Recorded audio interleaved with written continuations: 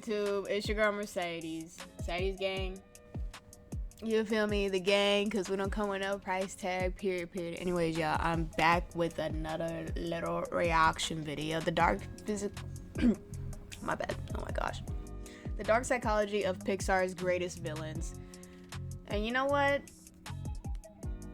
This video was definitely needed. I'm like, I never thought about it like that. None of that. So please like, share, and subscribe, and let's just get straight into it. Is probably Pixar's most unsettling villain. Not because he does the most evil, but because out of every antagonist in the Pixar movies, he feels the most real. He's a bad guy, yeah, but he doesn't start that way. He wasn't born evil. I just can't get over his fucking hair. I'm sorry. And then his face, the way his face is shaped.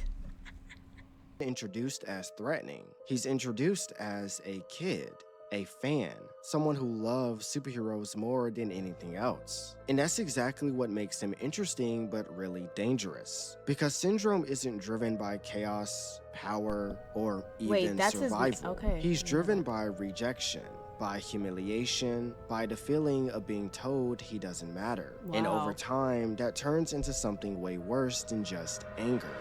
Well, he also probably studied, since he was such big heroes, or like big fans of these heroes and such, he probably studied every move, studied everything he needed to know before becoming who he became. You know what I mean?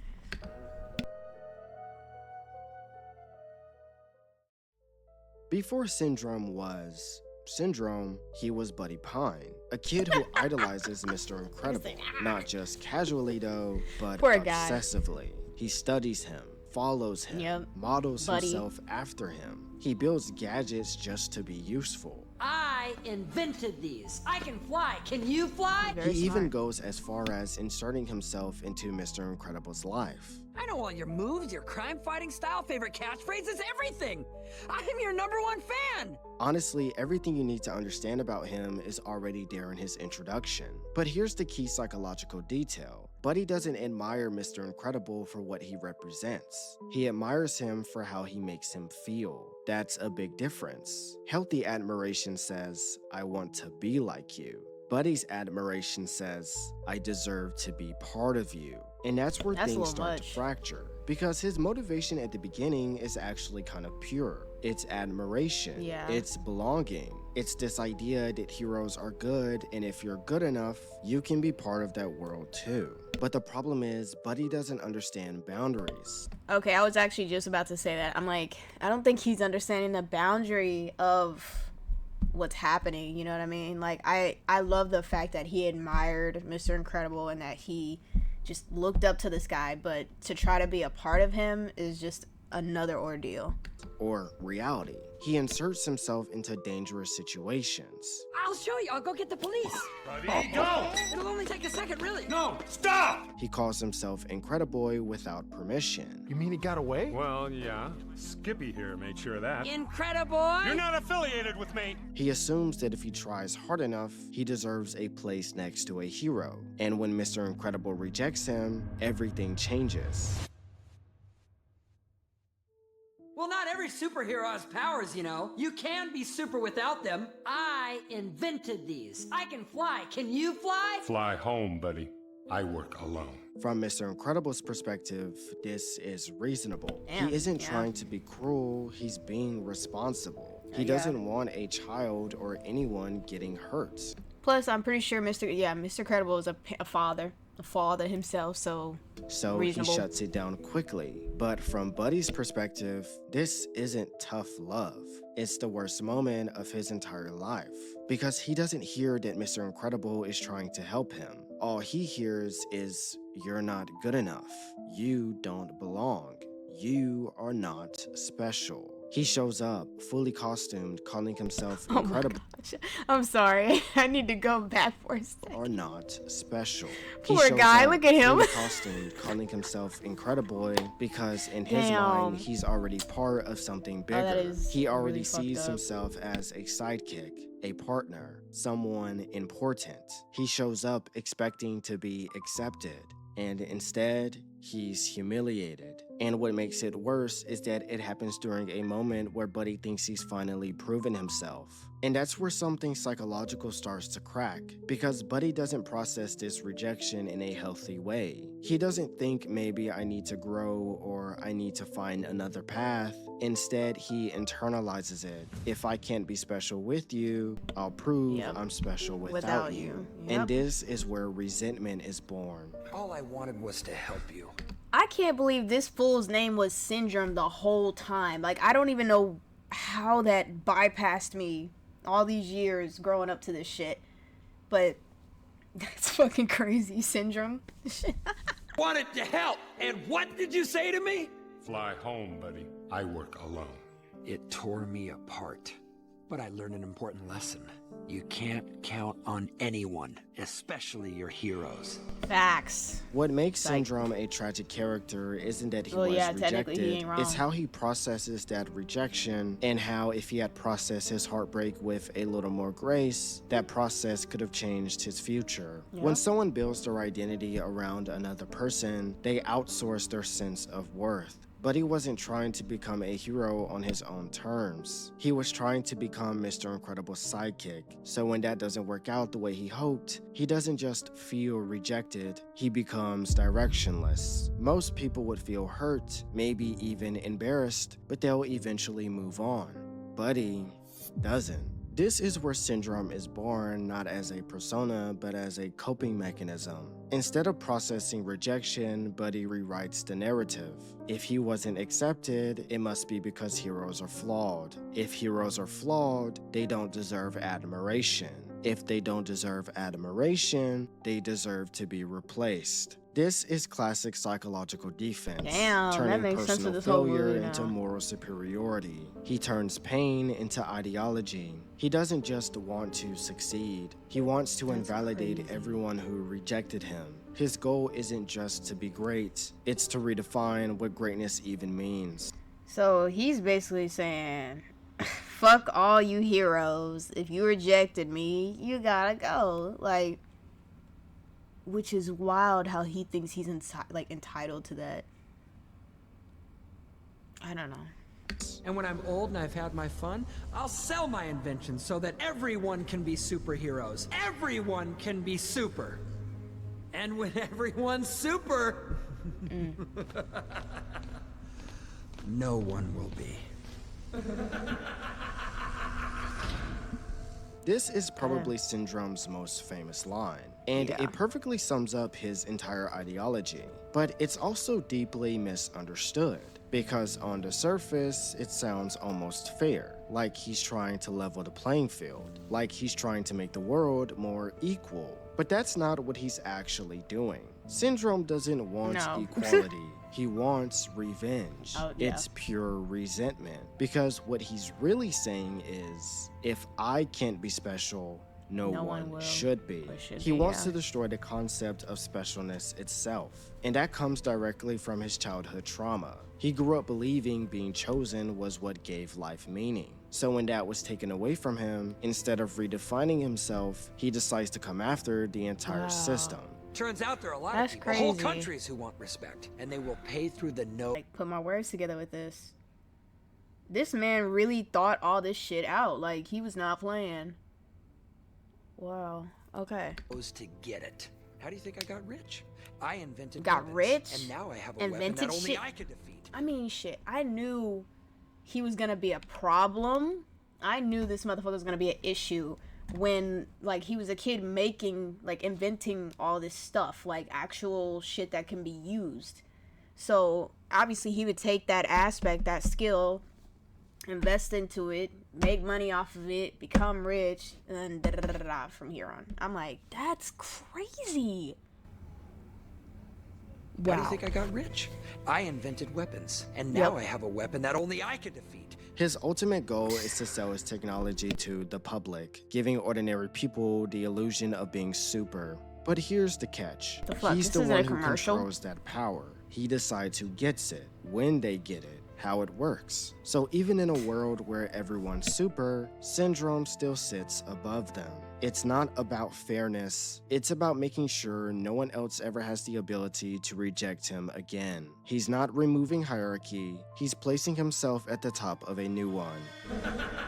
The robot will emerge dramatically, do some damage, thrones of screaming people, and just when all hope is lost, Syndrome will save the day! One of the darkest parts of Syndrome's plan He'll save the day! One of the darkest parts of Syndrome's plan is how he creates his own hero story. He builds the Omnidroid. He programs it to evolve. He sends it out into the world to cause destruction, and then he plans to defeat it himself. This is important because it reveals something deeper about his psychology. Syndrome doesn't just want recognition, he wants worship, but he believes he can't earn it the traditional way. So instead of rising to the challenge, he rigs the system. He creates a fake crisis so he can stage a fake victory. He pretty much just cheated the game. That's all he did, was just cheat the game. Use little cheat codes, whatever, cheated your way through it. That was it. And that's where his villainy becomes clear, because at that point, he's not just hurting people out of anger. He's willing to let people suffer and die just to validate his own identity. Ironic. No, Ironic has a different outfit. No, I'm a new superhero. I'm Syndrome! And what's ironic is that Syndrome is special. He's literally a genius. Someone who creates technology powerful enough to... And that's what I think that's what pisses me off about this dude, is the fact that you're a fucking genius and you're sitting here like letting this shit get to... I'm like, I don't get it. He's literally a genius. Someone who creates technology powerful enough to rival superpowers. Even as a kid, he designed and created his own rocket boost that allowed him to fly, which most supers couldn't even do themselves. And as he got older, his inventions got better. It's cool, huh? 0-point energy. Yeah, I save the best inventions for myself. But instead of using those inventions for good, he weaponized his brilliance. Simon J. Palladino, longtime advocate of superhero rights, is missing. You remember Gazerbee? Yeah, there was something about him in the paper. He had trouble adjusting to civilian life, too. When's the last time you saw him? I don't see anyone from the old days, Bob. Just you. You know, I went through quite a few supers to get it worthy to fight you, but man, it wasn't good enough! Sure, it was difficult, but you... I knew he was behind this shit, I'm not gonna lie. From the day I first saw this movie, I knew he was behind all those heroes going missing and whatever. Because I'm a threat. That's the way it works. That's wild. His Omnidroids, which could have been programmed to protect, to save. Instead, they were used as killing machines, to wipe off as many supers as he possibly could. This is where his ambition turns into something far more sinister. Syndrome doesn't just want to surpass heroes, he wants to erase them. Eliminate because them, as long as real supers exist, he'll always be the kid who wasn't chosen. By killing them, he removes the comparison entirely. You mean you killed off real heroes so that you could pretend to be one? Oh, I'm real. Real enough to defeat you! And I did it without your precious gifts, your oh-so-special powers. I'll give them heroics. I'll give them the most spectacular heroics anyone's ever seen! But how evil is Syndrome really? That's the big question. Because Syndrome isn't pure evil in the traditional sense, but he is willing to murder multiple superheroes, endanger civilians, and manipulate entire systems. And he does all of it with full awareness. That matters, because it means his actions aren't emotional outbursts. They're calculated, which in a lot of ways makes him more disturbing than your typical villain. At the same time though, his origin is understandable. I'm not saying it's justified, but understandable. And that's what makes him deeply compelling, because he's driven by something very real, insecurity. That doesn't excuse what he does. Okay, I was dead ass finna say that earlier in the video. I'm like, is he insecure? Like, does he have some insecurities that he's like dealing with? Because I feel like that played a huge part and all this mumbo jumbo bullshit Syndrome got going on. But it explains it. Syndrome doesn't see himself as the villain. He sees himself as someone who was wronged, someone who deserved better, someone who's finally taking control of his own story. And that kind of mindset is incredibly dangerous because it justifies anything. If you believe the world owes you something, then hurting people can start to feel like justice. Geezer beam.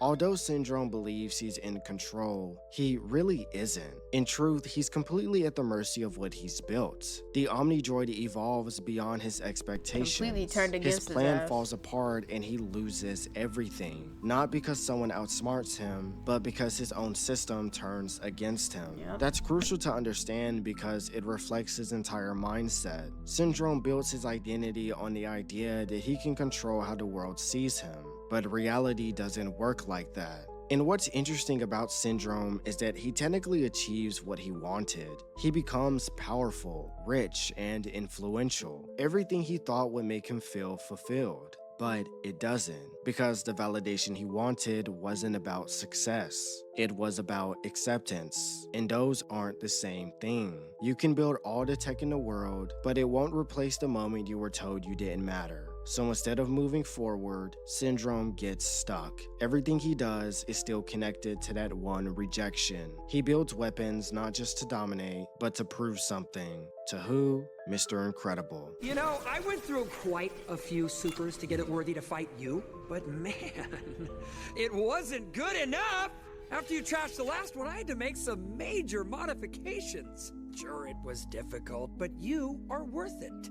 I mean, after all, I am your biggest fan. Even as an adult, even as a villain, he's still chasing the Fuck approval no. of the person who rejected him. Everything he does, in some His way, life should is a not- response I don't know why he made his whole life about getting revenge and just completely so focused on Mr. Incredible and this and this and this and this. I'm like, dude, you could have been something big on your own. You know what I mean? Like, that insecurity, that rejection really got to his ass. to Mr. Incredible. He never actually grows out of being Buddy Pine. Buddy? My name is not Buddy! When he sees the Parr family getting praised for defeating the Omnidroid, he realizes he lost control of the narrative. And that's when Buddy Pine starts to resurface. You can see it in his frustration, his anger, his need to prove himself. The calm, collected villain persona slips, and underneath it is the You know what this fool reminds me of in this moment? I don't know why, but he deadass is giving me like Crimson Chin vibes. You know what I'm saying? The outfit, the face, the chin. Gosh. Crimson Chins, my guy. Crimson Chins. the same insecure kid who just wanted to be included. So in response, he kidnaps Jack Jack not as part of some grand strategy, but as a desperate move to regain control, and it fails completely. And here's why Syndrome's death is one of the most ironic moments in the movie. He spends his entire life trying to control everything, to eliminate unpredictability, to become the most powerful person in the room. And in the end, he's taken out by something completely unpredictable, a baby with powers. Jack Jack represents everything he tried to get rid of, and a surprise Jack encounter Jack is leads so to his fucking cute. He's so damn cute. demise. And that's the point. It's actually kind of poetic. That's my girl. What makes Syndrome tragic isn't just what he became, it's what he could have been. He was brilliant, driven, creative. He had all the tools to become something great. But instead of building his own identity, he defined himself in opposition to someone else. Syndrome is one of those villains who feels real not because we relate to his actions, but because we understand his emotions. Rejection, embarrassment, wanting to matter. But what he does with those feelings, that's what defines him as a villain. And even though he becomes a villain, you can still see the kid he used to be underneath it all, which makes his story less about evil and more about what happens when someone can let go of who they thought they were supposed to be. Syndrome didn't fall because he wasn't special. He failed because he couldn't accept that he didn't need to be chosen to matter. And in trying to prove that anyone could be super, he proved the opposite. That is very sad, yeah. But what do you think? If you enjoyed this video, agree. consider leaving a like That and was a good subscribing video. if you haven't already. And with all that being said, I hope to see you next time. But anyways, you guys let me know what you think in the comment section below. Me personally, like I said, I feel like it was just based off revenge, insecurity. He could have done so much with his life instead of just trying to get at Mr. Incredible and all the other BS and just the whole rejection line. Like, dude, you could have made so much out of your life. You were building fucking inventions as a kid. You understand? Like, I don't know why the hell you was so stuck on this shit. But that was honestly a good ass video. Y'all let me know what you guys think in the comment section below. What do you guys think about the dark psychology of Pixar's greatest villains? To be honest, I think this was a great idea. I think this was an amazing video. Honestly, I've never seen nothing like it before. So yeah, y'all please like, share, and subscribe, and DM me a Mercedes5_ if you want me to react to any other videos. And I'm gonna catch y'all in another mother freaking video. Deuces.